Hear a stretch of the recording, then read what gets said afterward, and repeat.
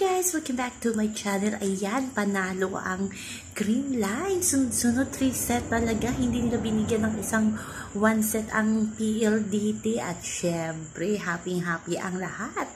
Kasi player of the game, si Alyssa Valdez with 13 points. Diba? As in yung comeback ni Alyssa kasi marami ang na-disappoint nung nakaraang game nila laban sa F2 na hindi pinalaro si Alyssa. Ibinang ko, yun pala piniprepare si Alyssa para sa laban nila sa PLDT. Syempre, player of the game pa sa Cagayan de Oro. Grabe ang pag-cheer ng crowd kay Alyssa na maging player of the game. Siya, ang ganda ng laro nila ng PLDT, kaya congrats din sa PLDT at masaya sila sa pagpunta nila sa Cagayan de Oro. So, yun lamang po guys ang ating update. Ayan, masaya tayo kasi player of the game si Alyssa Valdez. Hanggang sa muli. Bye-bye. Also remember, wag po tayong stress.